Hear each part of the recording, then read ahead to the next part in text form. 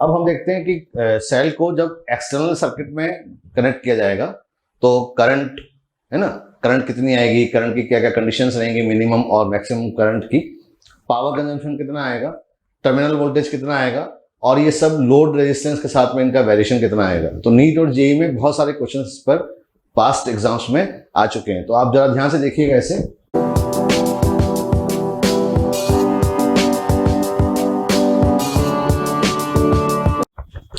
तो यहां पर हम देख रहे हैं सेल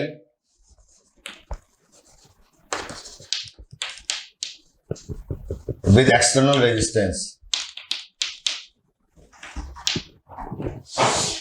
एक्सटर्नल रेजिस्टेंस को लोड भी कहा जाएगा। तो यहां पर ये सेल है और ये इसका इंटरनल रेजिस्टेंस है, और यहां पर ये R जो है वो लोड रेजिस्टेंस कहलाएगा।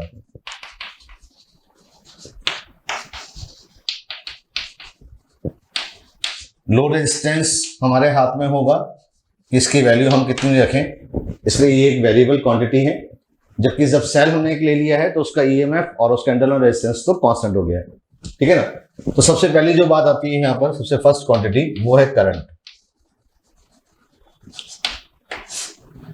इस सर्किट में जो करंट आएगी वो हो जाएगा E, और इस सर्किट का जो नेट रेजिस्टेंस है वो होगा R प्लस R। यानी अब हमें ये बात समझ में आ गई है कि किसी भी सर्किट में जो करंट आती है वो होता है net EMF divided by external resistance plus internal resistance, और इसके अंदर ईएमएफ और इंटरनल रेजिस्टेंस कांस्टेंट है, जबकि ये एक्सटर्नल रेजिस्टेंस जो है ये वेरिएबल है।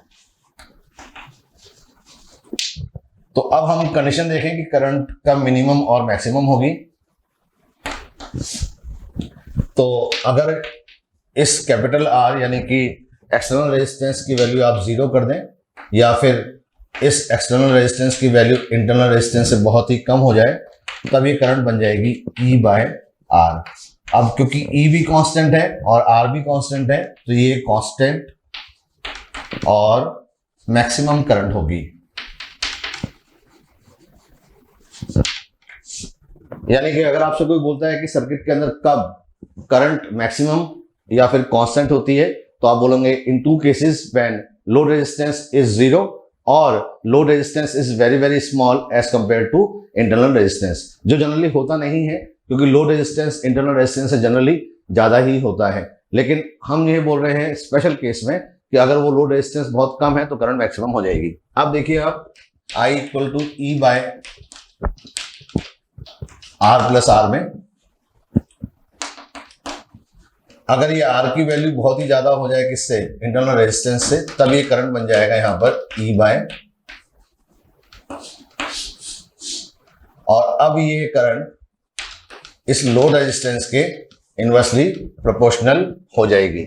इसका मतलब जब ये करंट बहुत एक्सटर्नल रेजिस्टेंस बहुत छोटा है तब ये करंट कांस्टेंट रहेगी, और अगर ये बहुत बड़ा है तो अगर आप करंट और लोड रेजिस्टेंस का कर्व खींचेंगे यहां पर, तो यहां पर थोड़ा सा आपको एक कांस्टेंट कर्व मिलेगा, उसके बाद में ये इस तरह से डिक्रीज होगा, और ये आपको दिखाएगा कि I is inversely proportional to R है, और यहां पर ये करंट मैक्सिमम और कांस्टेंट है, ठीक है ना। इसका मतलब मैक्सिमम और कांस्टेंट करंट की कंडीशन हमें मिली है, external resistance is very very small, और आगे जाने पर जब लोड रेजिस्टेंस बढ़ता जाएगा, ये लोड रेजिस्टेंस बढ़ता जाएगा, तब ये करंट लोड रेजिस्टेंस के ऑलमोस्ट इनवर्सली प्रोपोर्शनल हो जाएगी। अब हम देखते हैं सेकंड क्वांटिटी जो है टर्मिनल वोल्टेज। अब टर्मिनल वोल्टेज क्या होता है ये हमने देखा था। यहाँ पर ये सेल का पॉजिटिव टर्मिनल है और ये सेल का नेगेटिव टर्मिनल है। ध्यान से देखें आप कि अगर ये पॉइंट B है तो हम इस पॉइंट को भी B कह सकते हैं, और ये पॉइंट यहाँ पर A कहलाएगा, क्योंकि B और B के बीच में कनेक्टिंग वायर है, यहाँ भी A और A के बीच में कंडक्टिंग वायर है। तो सेकंड क्वांटिटी हम ले रहे हैं यहाँ पर टर्मिनल वोल्टेज।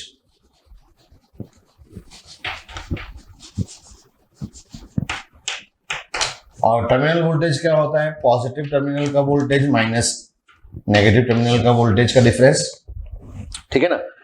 तो टर्मिनल वोल्टेज यहाँ पर आप दो तरीके से कैलकुलेट कर सकते हैं, एक ऊपर वाली ब्रांच को देखकर और एक नीचे वाली ब्रांच को देखकर। अब हम देख रहे हैं कि ये सेल क्योंकि करंट दे रहा है, current is drawn from the cell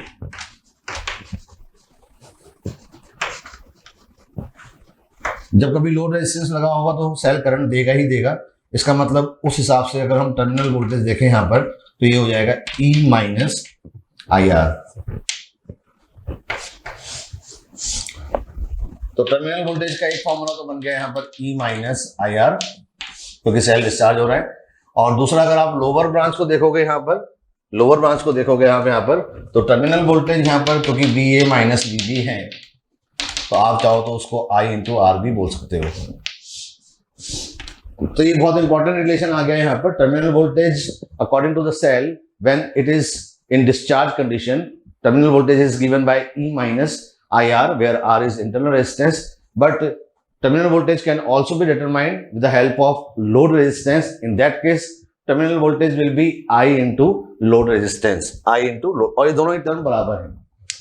अब I की वैल्यू अगर हम इसमें पुट कर दें यहाँ पर, है ना, I की वैल्यू पुट कर दें तो I की वैल्यू क्या था, E by R plus R। तो ये सारे के सारे टर्मिनल वोल्टेज के ही यहाँ पर एक्सप्रेशंस हैं। अब हम फर्स्ट एक्सप्रेशन को देख रहे हैं यहाँ पर, terminal voltage equal to E minus IR। अब इस इक्वेशन में कौन कौन सी क्वांटिटीज जो हैं वो कांस्टेंट है, तो आपको पता है कि इसमें E कांस्टेंट है, इंटरनल रेजिस्टेंस कांस्टेंट है। तो जब आप टर्मिनल वोल्टेज और करंट के बीच में कर्व खींचना चाहते हैं यहाँ पर, टर्मिनल वोल्टेज और करंट के बीच में क्या खींचेंगे हम यहाँ पर, कर्व।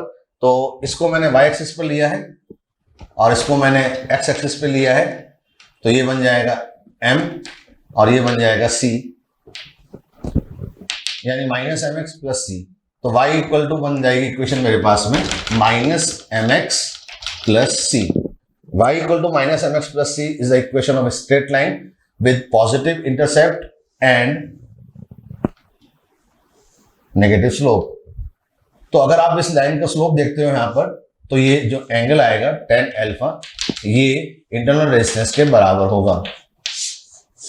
जब आप इस लाइन का स्लोप यहाँ से देखते हो थीटा तो ये tan थीटा बराबर, क्योंकि अल्फा और थीटा में रिलेशन है यहाँ पर पाई का, अल्फा और theta, alpha plus theta equal to pi, है ना। तो थीटा इक्वल टू कितना हो जाएगा यहाँ पर, थीटा इक्वल टू हो जाएगा पाई माइनस अल्फा या alpha equal to pi minus theta. तो tan थीटा की जो वैल्यू आएगी यहाँ पर वो किसके बराबर आएगी, R के। यानी ये लाइन जो अंदर से एंगल बनाएगी वो इंटरनल रेजिस्टेंस के बराबर आएगा। अब रही बात किसकी, इंटरसेप्शन की यहाँ से, तो ये इंटरसेप्शन जो होगा यहाँ पर ये सेल के EMF को रिप्रेजेंट करेगा। Slope of the line, slope जो लाइन की स्लोप होगी है ना, tan अल्फा वो माइनस R को रिप्रेजेंट करेगी और इसका इंटरसेप्शन किसको रिप्रेजेंट करेगा, सेल के EMF को। सो this is the curve between E and I। और जेई और नीट के बहुत सारे एग्जाम्स में ये क्वेश्चन पहले पूछा जा चुका है, तो आप इसको जरूर पढ़िएगा, है ना। तो टर्मिनल वोल्टेज और करंट का जो रिलेशन आया वो स्ट्रेट लाइन आ गया यहाँ पर, और इसमें हमें सेल का EMF और इंटरनल रेजिस्टेंस भी पता लग जाएगा। अब हम देखते हैं कि अगर हमसे ये पूछा जाए कि टर्मिनल वोल्टेज और लोड रेजिस्टेंस का क्या रिलेशन रहेगा, तो टर्मिनल वोल्टेज का सेकेंड एक्सप्रेशन जो हमने देखा था यहाँ पर वो था I इंटू R।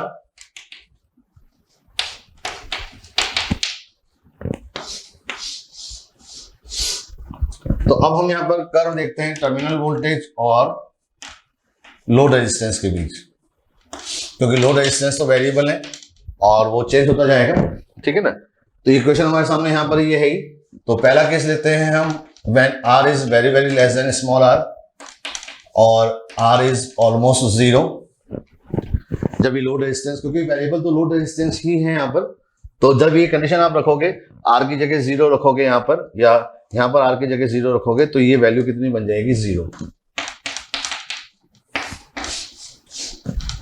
इसका मतलब अब हमें ये बात क्लियर हो गई है कि जब हम कर्व ड्रॉ करेंगे लोड रेजिस्टेंस और टर्मिनल वोल्टेज के बीच, तो वो कर्व ओरिजिन से पास हो जाएगा। नंबर 2, आप ध्यान से देखें, थोड़ा सा मैथमेटिक्स है यहाँ पर, ठीक है ना। अगर मैं यहाँ पे नीचे R कॉमन ले लेता हूं तो ये 1 प्लस R बाय R बन जाएगा, और ऊपर तो R था ही, अब मैं ये बोल रहा हूं यहां पर कि R is very very greater than R, यानी लोड रेजिस्टेंस जो है वो इंटरनल रेजिस्टेंस से बहुत ही ज्यादा बड़ा आ जाए। तो अगर बहुत ज्यादा बड़ा आ जाएगा तो आप देखो कि ये क्वांटिटी तो स्मॉल हो जाएगी और ये क्वांटिटी बहुत बड़ी हो जाएगी, तो ये वाली टर्म ऑलमोस्ट कितनी हो जाएगी, 0। तब टर्मिनल वोल्टेज जो बनेगा वो E यानी कि कांस्टेंट हो जाएगा।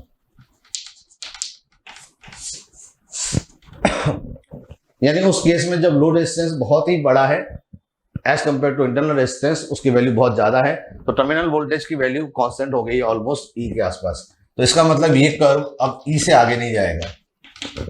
तो टर्मिनल वोल्टेज का जो कर्व बनेगा लोड रेजिस्टेंस के साथ में वो इस तरह से बन जाएगा कि इसकी मैक्सिमम वैल्यू E को टच करेगी और ये वैल्यू तब टच करेगी when R is very very greater than internal resistance, और यहां पर ये कर्व बनेगा ऑलमोस्ट थोड़ी सी रेंज में स्ट्रेट लाइन, ठीक है ना। और ये तब बनेगा जब R is very very less than small r है।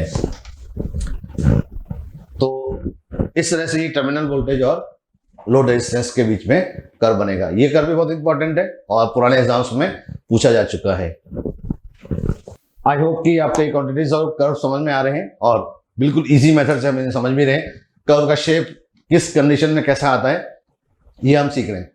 अब सबसे इंपॉर्टेंट आता है पावर कंजम्पशन, और इसी से फिर आगे जाकर हम थ्योरम भी डिफाइन करेंगे जिसे हम बोलेंगे मैक्सिमम पावर ट्रांसफर थ्योरम। तो पावर ट्रांसफर जो होता है, कौन पावर ट्रांसफर करेगा, सेल पावर ट्रांसफर करेगा। किसको करेगा, लोड को, क्योंकि लोड पावर कंज्यूम करेगा। तो power consumption by load resistance, कि ये लोड कितनी पावर कंज्यूम करेगा, तो वो पावर हो जाएगी यहां पर I² R। करंट हम पता लगा चुके हैं,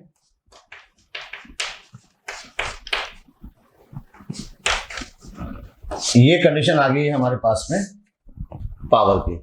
अब ये पावर जो हो जाएगा यहां पर E² और नीचे R + R होल स्क्वायर, ठीक है ना। कर्व का शेप कैसा आएगा वो मैंने आपको दो कंडीशन बताई कि एक बार आप लोड रेजिस्टेंस को 0 ले लें और एक बार आप लोड रेजिस्टेंस को बहुत ही बड़ा ले लें। अब हम उसी बात को यहां पर अप्लाई करते हैं। तो केस नंबर 1 लें, जब हम R इज ऑलमोस्ट 0 और R is very very less than internal resistance, तो इसकी जगह तो ये 0 रखेंगे आप, इसकी जगह 0, तो यहां पर ये स्मॉल r² आ जाएगा।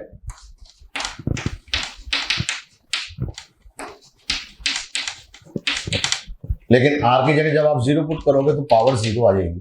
पावर 0 आ जाएगी, इसका मतलब पावर 0 आ गई है। इसका मतलब ये कि ये कर्व कहां से पास होगा, ओरिजिन से पास होगा, राइट। ये कर्व ओरिजिन से पास होगा, ठीक है ना। अब हम ये देख रहे हैं कि R की वैल्यू जैसे जैसे बढ़ेगी, है तो अभी भी बहुत छोटा, लेकिन अब धीमे धीमे बढ़ने लगा है, 0 से आगे जाने लगा है, तब ये पावर कंजम्पशन भी इंक्रीज होने लगेगा। हमें जब कुछ नहीं पता तो हमने यहाँ पर सेकंड केस लिया कि R की वैल्यू इनफाइनाइट हो जाए या R की वैल्यू इंटरनल रेजिस्टेंस से बहुत ही ज्यादा हो जाए, है ना। R की वैल्यू या तो कितने हो जाए, इनफाइनाइट हो जाए, या फिर R से बहुत ज्यादा हो जाए। तो अब आप इसको यूज नहीं कर पाओगे क्योंकि ये तो इस कंडीशन में अब आप इसको यूज करेंगे वापस, ठीक है ना। तो R की वैल्यू कितनी ले ली आपने, बहुत बड़ी ले ली as compare to small r, तो आप इसको यहाँ पर नेग्लेक्ट कर दो। तब ये पावर का जो फॉर्मूला बन जाएगा यहाँ पर, जब आप इसको नेग्लेक्ट कर चुके होगे तो ये बनेगा पावर का फॉर्मूला E² R। इसका मतलब पावर के एक्सप्रेशन ही चेंज हो गए हैं। जब R की वैल्यू बहुत छोटी थी तो आपने यहाँ पर पावर का जो एक्सप्रेशन लिया है वो है E² R² इंटू R, और जब ये बहुत बड़ा हो गया तो ये एक्सप्रेशन ऐसा आ जाएगा। Now we can see that P is inversely proportional to R, and since R is infinite और R tends to infinite, power tends to 0। इसका मतलब ये कर्व 0 से शुरू होकर 0 पे ही जाएगा। इसका मतलब बीच में ये कर्व पहले बढ़ेगा और फिर वापस डिक्रीज होता हुआ 0 पे चला जाएगा। तो ये कंडीशन आपको तब मिलेगी जब R is very very greater than R। तो यानी पावर कंजम्पशन जो होता है कर्व, वो 0 से स्टार्ट होकर के 0 पे ही जाएगा। इसका मतलब ये कर्व बीच में कहीं ना कहीं मैक्सिमम होगा। तो यहाँ पर अब हमें एक तीसरी कंडीशन भी चेक करनी पड़ेगी कि किस केस में ये मैक्सिमम होगा। ठीक है ना। तो आप देख रहे हैं कि यहां पर इस पॉइंट पर ये पावर कंजम्पशन मैक्सिमम है, और मैक्सिमम पावर के लिए आप क्या करोगे, for maximum power dp by dr, यानी कि पावर का r के रिस्पेक्ट में डिफरेंशिएशन करके और उसकी वैल्यू आप 0 पुट करोगे। मैथमेटिक्स के बच्चे जानते हैं कि मिनिमम और मैक्सिमम कैसे पता लगाते हैं। मेडिकल के बच्चों को भी ये थोड़ा बहुत आना ही चाहिए कि मैक्सिमम और मिनिमम पता लगाने के लिए हमें क्या करना पड़ेगा, डिफरेंशिएशन, और उस डिफरेंशिएशन को हम 0 पुट करके कैपिटल R की वैल्यू कैलकुलेट करेंगे। इसका अब हम डिफरेंशिएट करके देखते हैं कि कैपिटल R, क्योंकि कैपिटल R यहाँ पर क्या है, वेरिएबल है। तो जिस तरह से ये एक्सप्रेशन हमारे सामने है, पावर का जो हमने एक्सप्रेशन लिखा था वो है ई स्क्वायर और ऊपर R, नीचे R प्लस R स्क्वायर। इधर P वेरिएबल है, इधर R वेरिएबल है। तो आप इस फंक्शन को y इक्वल टू, ये कोई कांस्टेंट क्वांटिटी है C x और नीचे x प्लस सी होल स्क्वायर, इस तरह से आप कंसिडर कर सकते हैं और dy बाई dx कैलकुलेट कर सकते हैं। मैं बायो के बच्चों के लिए स्पेशली यहाँ बता रहा हूँ, और वैसे आप चाहें तो इसका डेरिवेशन स्किप कर सकते हैं और जो फाइनल रिजल्ट आएगा आप उसको रिमेंबर याद रखें। लेकिन अगर आप इसका डिफरेंशिएशन करना चाहते हैं, जो कंडीशन हमें मिलेगी यहाँ पर, तो ये पावर बराबर हो गया यहाँ पर ई स्क्वायर, तो कांस्टेंट है ही, यहाँ पर है r की पावर 1 और इधर है r प्लस r की पावर -2। तो ये दो फंक्शन हमारे पास में वेरिएबल हो गए हैं, ठीक है ना। इन दोनों का हम क्या करेंगे अब यहाँ पर डिफरेंशिएट। तो dp बाय जब dr करते हो आप यहाँ पर, तो ई स्क्वायर तो एज इट इज रहेगा, बाय पार्ट्स हम इसका क्या करेंगे, डिफरेंशिएशन। तो ये हमारे हिसाब से x की पावर 1 है, x की पावर 1 हो गया, तो इसका डिफरेंशिएशन कितना हो जाएगा, 1। तो ये एज इट इज बचेगा r plus r -2। Second step में हम इसका डिफरेंशिएशन करेंगे, तो इसको एज इट इज पुट कर दिया है और इसका डिफरेंशिएट करेंगे तो -2 r plus r n x की पावर n -1। तो यहां पर क्या बचेगा, -3। अब इसको आपको क्या पुट करना है, 0। तो ई स्क्वायर तो 0 हो नहीं सकता है यहाँ पर, तो ये बन जाएगा यहाँ पर r प्लस r और ये उधर जाकर के प्लस बन जाएगा क्योंकि ये -2r है, -2r है, और यहाँ पर r प्लस r की पावर कितनी है, -3। इस r प्लस r की पावर -3 को आप नीचे लेकर के आओगे और फिर -3 ऊपर चला जाएगा, तो यहाँ पर ये बचेगा r प्लस r, और इधर ये कितना रहेगा, 2r, राइट, 2r। यहाँ पे r जाकर के माइनस हो जाएगा, और ये हमें इंपॉर्टेंट कंडीशन मिल गई। Now we can say that in the circuit when internal resistance is equal to load resistance, power consumption in load will be maximum, or in that case we can say that power transfer by the battery to the load will be maximum, and this statement is called maximum power transfer theorem। तो हमें ये point मिल गया यहाँ पर कि maximum power कब मिलेगी, maximum power तब मिलेगी जब इस लोड रेजिस्टेंस की वैल्यू इंटरनल रेजिस्टेंस के बराबर होगी, and this statement is called maximum power transfer theorem. तो मैक्सिमम पावर ट्रांसफर थ्योरम का ये डेरिवेशन है। आप चाहें तो उसको याद करें, आप चाहे तो उसको स्किप करें, लेकिन फाइनल रिजल्ट आपको जरूर याद रखना पड़ेगा। तो हमने डिराइव किया है मैक्सिमम पावर ट्रांसफर थ्योरम, जिसको आप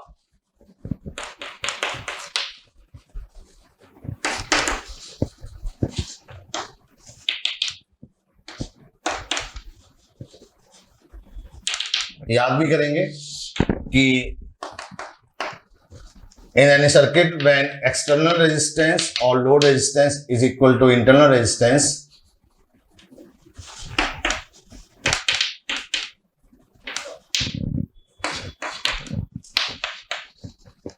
power transfer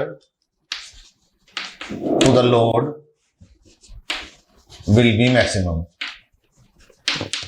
यानी जब R की वैल्यू कैपिटल R के बराबर होती है तो पावर ट्रांसफर आपको मैक्सिमम मिलेगा। तो इससे रिलेटेड अगर कोई क्वेश्चन, जैसे कि आपने देखा होगा एडवांस में भी आ चुका है, और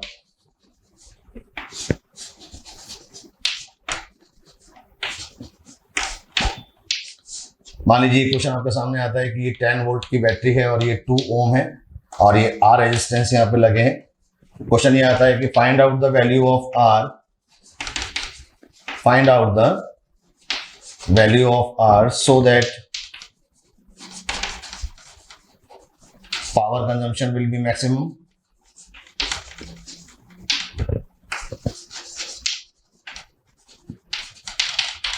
ये क्वेश्चन हमारे सामने आ गया। तो पहले आप यहाँ पर सर्किट में बिल्कुल पहचान कर पाएंगे कि कौन सा एक्सटर्नल रेजिस्टेंस है और कौन सा इंटरनल रेजिस्टेंस है। तो यहाँ पर जो भी कैपिटल R का सर्किट आपको दिखाई देगा, ये पूरा सर्किट यहाँ पर ये लोड रेजिस्टेंस कहलाएगा, क्योंकि ये बैटरी के बाहर का रेजिस्टेंस है। तो यहाँ पर हमने देखा कि लोड रेजिस्टेंस जो इस सर्किट में हमें दिखाई दे रहा है, लोड रेजिस्टेंस, उसमें ये R है और यहाँ पर ये दो रेजिस्टेंस है, दोनों के दोनों कितने हैं, R और R, राइट। तो ये R और R पैरेलल में कितना बन जाएगा, R/2, और R इसके सीरीज में है। तो यहाँ पर जो लोड रेजिस्टेंस आएगा वो आ जाएगा 3R/2, R/2 प्लस R कितना आ जाएगा, 3R/2। अब for maximum power, maximum power के लिए क्या होना चाहिए कि इस लोड रेजिस्टेंस की वैल्यू इंटरनल रेजिस्टेंस के बराबर होनी चाहिए। इसका मतलब 3R/2 की वैल्यू किसके बराबर होनी चाहिए, 2 ओम के बराबर। तो R की वैल्यू हमें मिल जाएगी यहाँ पर 4/3 ओम। तो ये क्वेश्चन बिल्कुल सिंपल हो जाएगा जब हमें ये याद है कि सर्किट में पावर मैक्सिमम कब होती है। ठीक है, तो maximum power transfer theorem use करते हुए हम क्वेश्चंस को इस तरह से सॉल्व करते हैं। एक एग्जांपल और देखते हैं यहाँ पर।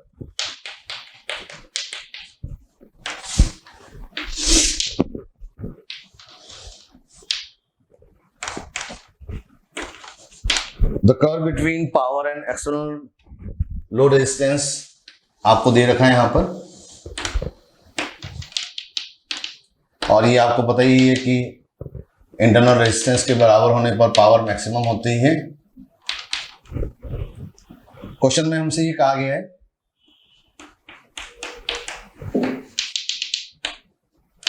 R1 रेजिस्टेंस और R2 रेजिस्टेंस पर यहाँ पे जो पावर है वो इक्वल है,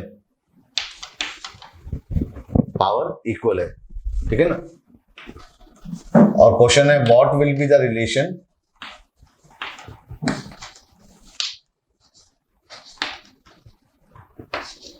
between R1, R2 and internal resistance. R1, R2 और इंटरनल रेजिस्टेंस में यहाँ पर क्या रिलेशन होगा।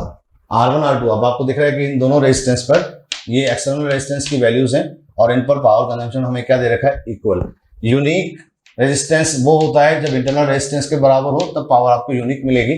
अदरवाइज हर पावर पे आपको एक्सटर्नल रेजिस्टेंस की 2 वैल्यूज मिलेगी। अब हमें यहाँ पर पावर इक्वल दे रखी है, ठीक है ना। और पावर का फॉर्मूला हमने देखा ही था, E² R/R + R whole square.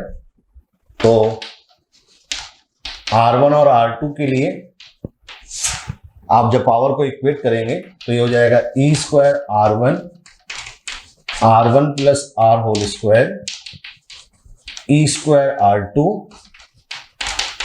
+ R whole square, E² और E² यहाँ पर कैंसिल आउट हो जाएगा। मैं एक बार फिर बोल रहा हूँ आपसे कि जो डेरिवेशन में यहाँ पे कर रहा हूँ, आप चाहे तो उसको स्किप कर दें, लेकिन अगर आप समझना चाहते हैं तो आप इसको जरूर देखें और फाइनल रिजल्ट तो हमें याद करना ही होगा।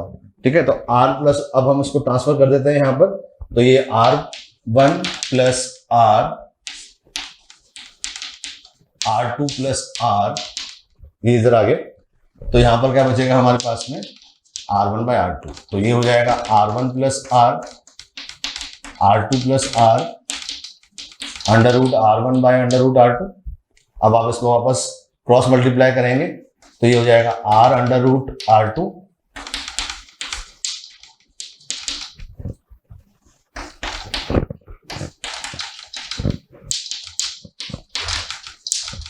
ठीक है ना। स्मॉल r मैंने यहाँ पर कॉमन ले लिया है, तो ये बन जाएगा R2 - √R1, और यहाँ पर जाकर के R2R1 अंडर रूट में कॉमन लोगे आप, अंडर रूट में कॉमन लोगे तो यहाँ पर बचेगा √R2 - √R1। ये एज इट इज कैंसिल हो गया, तो R की वैल्यू मिली आपको √R1 R2 के। यानी इन दो रेजिस्टेंस का प्रोडक्ट का स्क्वायर रूट अगर इंटरनल रेजिस्टेंस के बराबर है तो उस कंडीशन में पावर कंजम्पशन दोनों के लिए सेम आएगा। जैसे एग्जांपल के तौर पर मान लीजिए कि पावर का कर्व ऐसा आता है आपके सामने, ठीक है ना, और सपोज कीजिए इंटरनल रेजिस्टेंस की वैल्यू दे रखी है आपको 5 ओम, ये वैल्यू दे दी है आपको 2 ओम, और इस वाले रेजिस्टेंस की वैल्यू पूछी गई है R2 की, कि R2 की वैल्यू क्या आएगी। तो इन दोनों का जो प्रोडक्ट हो जाएगा 2R2, कितना हो जाएगा 2R2, ये बराबर हो जाएगा 5, तो 2R2 बराबर हो जाएगा 25 और R2 की वैल्यू आ जाएगी 25/2 मतलब 12.5। तो एक सेकंड में ही आप ये क्वेश्चन को सॉल्व कर सकते हैं। तो बहुत इंपॉर्टेंट कंसेप्ट ही मैं इन वीडियोस में कवर करता हूं, तो आप इनको जरूर देखिएगा और आपको जरूर इससे बेनिफिट मिलेगा। तो मैक्सिमम पावर ट्रांसफर थ्योरम आपको बिल्कुल क्लियर हो गया होगा। अब आगे बढ़ते हैं और सेल से रिलेटेड जो इंपॉर्टेंट टॉपिक और है वो है ग्रुपिंग ऑफ सेल्स। सेल की ग्रुपिंग हम पढ़ेंगे जिसमें सीरीज ग्रुपिंग और पैरेलल ग्रुपिंग या फिर मिक्स ग्रुपिंग होगी, और इनसे रिलेटेड क्वेश्चंस तो आप जानते ही हैं कि आते ही रहते हैं। हर सर्किट में ऑलमोस्ट सेलों की ग्रुपिंग रहती है। तो ग्रुपिंग ऑफ सेल्स,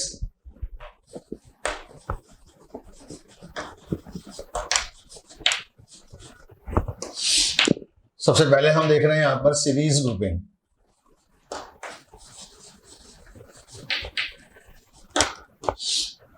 क्वेश्चन में जब सीरीज ग्रुपिंग आएगा तो इसका मतलब ये है कि सेल ऑल्टरनेट ऑर्डर में कनेक्टेड रहेंगे।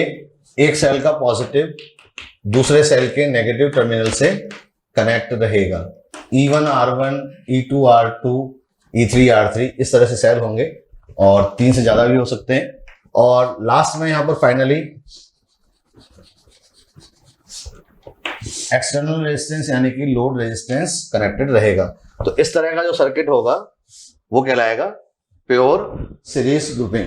क्वेश्चन में सीरीज ग्रुपिंग है, इसका मतलब सेल ऑल्टरनेट ऑर्डर में कनेक्टेड है। क्वेश्चन में ये भी आ सकता है कि कोई सेल रिवर्स ऑर्डर में कनेक्टेड है या फिर रॉन्गली कनेक्टेड है, तो उस केस में आप उस सेल के टर्मिनल्स को एक्सचेंज कर देंगे, चेंज कर देंगे, रिवर्स कर देंगे। अदरवाइज सीरीज ग्रुपिंग में आप हमेशा सेल को ऐसे ही कनेक्ट करेंगे कि एक का पॉजिटिव दूसरे के नेगेटिव से कनेक्ट रहे, positive negative positive negative positive negative, ठीक है। अब इस सर्किट में हमें सबसे पहली चीज करंट की रिक्वायरमेंट होती है। जब हम इसका इक्विवेलेंट सर्किट बनाते हैं तो ये सभी सेल अब एक सेल से रिप्लेस हो जाएंगे जिसका ईएमएफ ई इक्विवेलेंट और इंटरनल रेजिस्टेंस रहेगा आर इक्विवेलेंट, और ये एक्सटर्नल रेजिस्टेंस तो यहाँ पे है ही। करंट दोनों ही कंडीशन में सेम है। अगर जितनी करंट इसमें है उतनी ही करंट इसमें भी है। इसका मतलब ये इक्विवेलेंट ईएमएफ इन सबके ईएमएफ के नेट सम के बराबर होगा। अब आप इसके अंदर केवीएल यूज करें, आई करंट फ्लो हो रही है यहाँ पर, तो ये हो जाएगा minus IR3 plus E3 minus IR2 plus E2 minus IR1 plus E1 equal to 0। According to sign convention हमने यहाँ पर केवीएल यूज किया है। आप चाहें तो केवीएल पढ़ें एक बार दोबारा, वीडियो जो मैंने बनाया था उसमें से आप साइन कन्वेंशन देख सकते हैं। करंट की डायरेक्शन में जब चलते हैं तो IR को नेगेटिव लिया जाता है, बैटरी का नेगेटिव टर्मिनल पहले आता है तो उसका ईएमएफ पॉजिटिव लिया जाता है। अब इसके अंदर करंट जो आएगी वो तो simple E equivalent by R plus R equivalent है ही, और इस इक्वेशन से जब आप करंट को कैलकुलेट करोगे तो सारे ईएमएफ आपने एक तरफ ट्रांसफर कर दिए यहाँ पर, तो E1 plus E2 plus E3, और नीचे आ जाएगा यहाँ पर R plus R1 plus R2 plus R3, right. By comparing आप इन दोनों को कंपेयर करें अगर यहाँ पर, तो आपको ये पता लग जाएगा कि ई इक्विवेलेंट जो आएगा यहाँ पर वो सभी सेल के ईएमएफ का सम आएगा। इक्विवेलेंट इंटरनल रेजिस्टेंस जो आएगा वो सभी सेल के इंटरनल रेजिस्टेंस का सम आएगा, और करंट बन जाएगी I equal to E equivalent by R plus R equivalent, ठीक है ना। Special case, if all the cells are identical, अगर ये सारे के सारे सेल आइडेंटिकल हैं और इनमें से हर किसी का ईएमएफ ई है, तब इक्विवेलेंट ईएमएफ हो जाएगा ई प्लस ई, जितने सेल हैं मान लेता हूं एन है, तब उस केस में इक्विवेलेंट ईएमएफ हो जाएगा n E, equivalent internal resistance हो जाएगा एन आर, और तब करंट बन जाएगी I equal to N E by are plus N r. ये एन ई इक्विवेलेंट ईएमएफ और ये n r equivalent internal resistance. तो I equal to N E by are plus N r.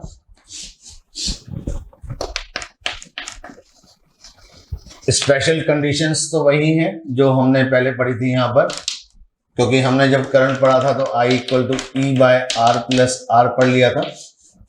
और for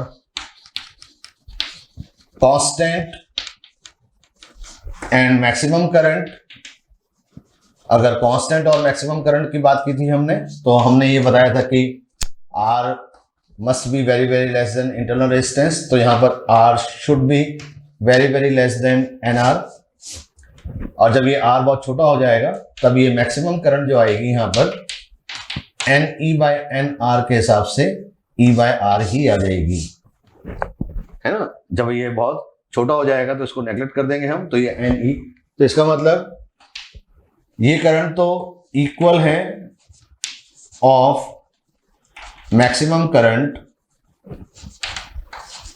due to one cell. अगर एक cell लगा होता तभी मैक्सिमम करंट यही आती। किस केस में? जब लोड रेजिस्टेंस बहुत छोटा है और इंटरनल रेजिस्टेंस का जो इक्विवेलेंट आया है यहाँ पर NR वो बहुत ही बड़ा है, उस केस में ये करंट कांस्टेंट और मैक्सिमम होगी जो एक सेल के बराबर होगी। और दूसरी बात करें हम यहाँ पर कि अगर इस R की वैल्यू बहुत बड़ी है इस NR से, तो अब आप इसको नेगलेक्ट कर देंगे यहाँ पर, तब ये करंट बन जाएगी N times of E by R, N times of E by R, ठीक है ना। और ये करंट जो दिख रही है अब आपको, वो कैपिटल R के इनवर्सली प्रोपोर्शनल है, राइट।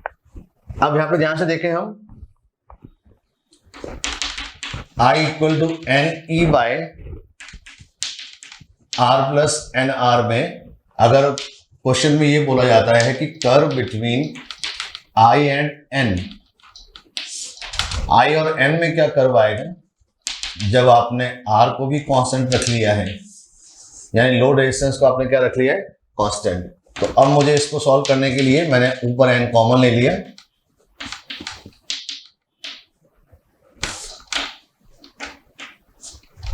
आप इसको सॉल्व करोगे तो ये n एलसीएम लेके फिर ऊपर चला जाएगा, क्योंकि n यहाँ पर वेरिएबल है। अब आप देखिए n अगर 0 है, n बहुत छोटा है, n अगर 0 है तो ये वाली टर्म क्या बन जाएगी? इनफाइनाइट, और करंट कितनी हो जाएगी? 0, क्योंकि R बाय N इनफाइनाइट पे जाएगा तो करंट कितनी हो जाएगी? 0। अब अगर n जैसे जैसे बढ़ेगा, n जैसे जैसे बढ़ेगा तो R बाय N वाली टर्म डिक्रीज होती जाएगी, R बाय N वाली टर्म डिक्रीज होती जाएगी, तो करंट फिर इंक्रीज होगी। इसका मतलब जैसे जैसे n बढ़ता जाएगा करंट इंक्रीज होती जाएगी, और n इनफाइनाइट हो जाए, आपने बहुत ज्यादा सेल लगा दिए हैं, तब ये करंट n इनफाइनाइट होने पर ये 0 हो जाएगा और ये करंट बन जाएगी E by R। E by R का मतलब ये करंट कितनी बन गई? कांस्टेंट। तो फिर करंट और n का जो कर्व आएगा वो इस तरह से आएगा।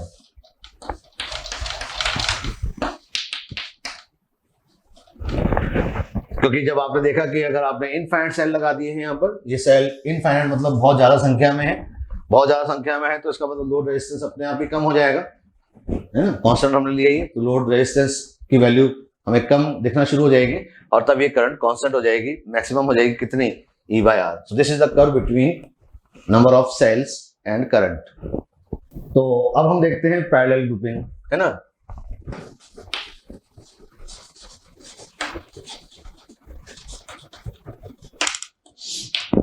पैरेलल ग्रुपिंग में सेल का जो सर्किट होगा वो आपको क्लियर कट विजिबल हो जाएगा, क्योंकि उसमें हर सेल का पॉजिटिव पॉइंट एक जगह पर और नेगेटिव टर्मिनल एक कॉमन पॉइंट पर रहेंगे। E1 R1, E2 R2, E3 R3 सबके पॉजिटिव एक पॉइंट पर है और सबके नेगेटिव एक पॉइंट पर है। और फाइनली यहां पर एक लोड रेजिस्टेंस, एक्सटर्नल रेजिस्टेंस आपको कनेक्टेड मिलेगा। सो this is a basic difference between series and parallel grouping. अब जब आप इसका इक्विवेलेंट सर्किट ड्रॉ करेंगे तो आपके हिसाब से यहां पर अब एक सेल बन जाना चाहिए जिसका EMF E इक्विवेलेंट और इंटरनल रेजिस्टेंस R इक्विवेलेंट, और वो लोड रेजिस्टेंस जो आपने यहां पर लगाया है, दोनों ही केस में ये करंट आपको बराबर मिलनी चाहिए।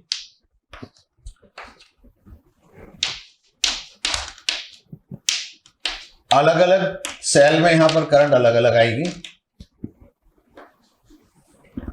और ये करंट सारी की सारी यहां मिल करके वापस I बन जाएगी। तो इस तरह से सर्किट में करंट का फ्लो होगा। सॉल्व कैसे करेंगे? अगर आप 12th के स्टूडेंट हैं जो इस वीडियो को देख रहे हैं तो फिर आपको उसका डेरिवेशन पढ़ना पड़ेगा, लेकिन अगर आप जेई या नीट की प्रिपरेशन कर रहे हैं तो आप इस डेरिवेशन को स्किप कर सकते हैं और फाइनल रिजल्ट जो आएगा आप उसको याद रखेंगे, ठीक है ना। फिर भी मैं आपको बता देता हूं एक बार कि केवीएल कैसे यूज करेंगे। तो बाय केवीएल जब आप यूज कर रहे हैं यहां पर तो आपको बहुत सारे लूप मिलेंगे। यहां पर मैंने इस पॉइंट का नाम दे दिया है ए और इस पॉइंट का नाम दे दिया है बी, ठीक है ना। तो ये भी ए ही रहेगा, ये भी ए रहेगा, ये बी रहेगा, ये बी रहेगा।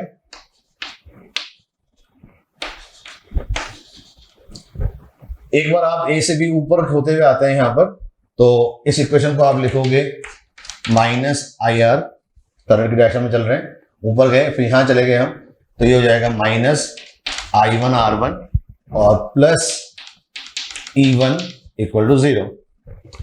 इस इक्वेशन से आप I1 की वैल्यू कैलकुलेट कर सकते हो और I1 की जो वैल्यू आएगी, आप I1 R1 को उधर ले जाओ यहां पर, तो ये हो जाएगा E1 -IR बाय R1। इस इक्वेशन से कंपेयर करके आप I2 और I3 की वैल्यू कैलकुलेट कर सकते हो। E2 -IR बाय R2, और इसी तरह से वैल्यू कैलकुलेट हो जाएगी किसकी? I3 की। और अब आपको क्या पता है कि करंट I बराबर है किसके? I1, I2 और I3 के। जिस तरह से आपने ये वैल्यूज यहाँ पे कैलकुलेट की है I1, I2 की, आप इनकी वैल्यूज को पुट कर दें यहां पर और सॉल्व करेंगे। जब आप यहां पर, तो आपको I की वैल्यू मिल जाएगी जिसको हम E equivalent by R plus R equivalent से कंपेयर करेंगे। तो E इक्विवेलेंट जो इसमें आएगा वो होगा E1 by R1 plus E2 by R2 plus E3 by R3 divided by 1 by R1 plus 1 by R2 plus 1 by R3। ये E equivalent का थोड़ा सा एक्सप्रेशन है जो हल्का सा आपको लेंदी दिख रहा है, लेकिन आपको यहां पर ये याद करना होगा। इसी तरह से इक्विवेलेंट रेजिस्टेंस जो इंटरनल रेजिस्टेंस आएगा वो 1 by R equivalent equal to 1 by R1 plus 1 by R2 plus 1 by R3। ये याद करना इजी है क्योंकि ये पैरेलल ग्रुपिंग का रेजिस्टेंस है। तो R इक्विवेलेंट की वैल्यू आप इसको कैलकुलेट करके पता लगा लोगे, जो यहाँ रखोगे E इक्विवेलेंट यहाँ से आ जाएगा, तो आपको इस सर्किट की करंट मिल जाएगी, ठीक है ना। तो एक्सप्रेशन आपको यहाँ पर ये फाइनल याद करना होगा। तो E इक्विवेलेंट और R इक्विवेलेंट का फॉर्मूला आपको याद करना है पैरेलल कॉम्बिनेशन में। स्पेशल केसेस देख लेते हैं यहाँ पर हम।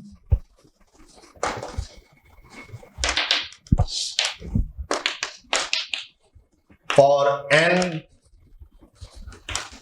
identical cells in parallel, अगर n आइडेंटिकल सेल पैरेलल में लगे हैं यहां पर, तो E इक्विवेलेंट हो जाएगा E by R plus E by R plus E by R। कितनी बार? n सेल हैं तो n बार। यहां पर आएगा 1 by R plus 1 by R plus 1 by R। कितनी बार?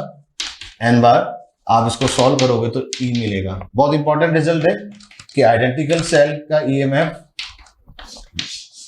नंबर ऑफ सेल पर डिपेंड नहीं करेगा। इसका मतलब अगर पैरेलल में आपको कितने भी सेल मिल जाते हैं लेकिन वो आइडेंटिकल हैं,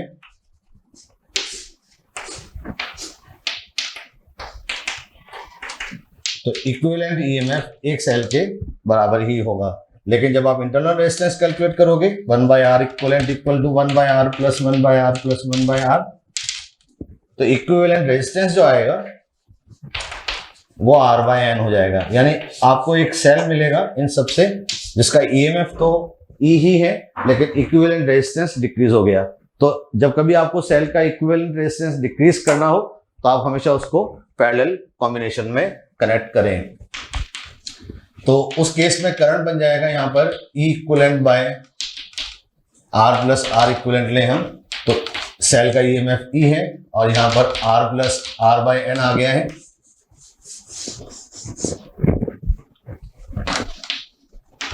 मैक्सिमम करंट की अगर आप बात करोगे यहाँ पर तो मैक्सिमम करंट की कंडीशन लगा देते हैं हम, R मस्ट बी 0 या फिर R की वैल्यू बहुत ही छोटी हो जाए R/N से, एक्सटर्नल रेजिस्टेंस वेरिएबल है बहुत छोटा है, तब ये करंट बन जाएगी यहाँ पर NE/R, यानी N times of the maximum current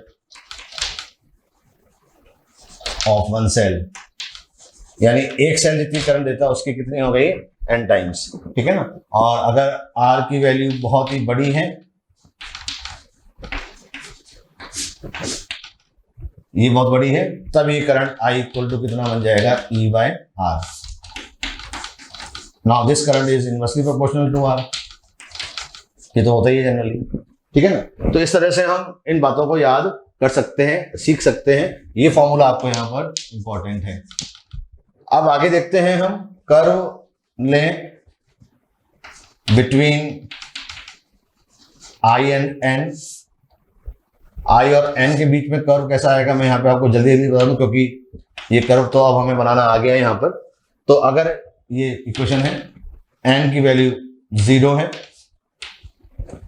N की वैल्यू अगर 0 है इसका मतलब सेल ही नहीं है, तो ये कितना, ये वाला पार्ट कितना हो जाएगा, इनफाइनाइट करंट हो जाएगी 0। अगर N बहुत बड़ा हो गया इनफाइनाइट, तब ये करंट हो जाएगी E/R। N अगर इनफाइनाइट होगा तो ये करंट हो जाएगी E/R। अब ये R अगर कांस्टेंट रखा है आपने, R लोड रेजिस्टेंस कांस्टेंट है, तो I की वैल्यू E/R आकर के कांस्टेंट हो जाएगी।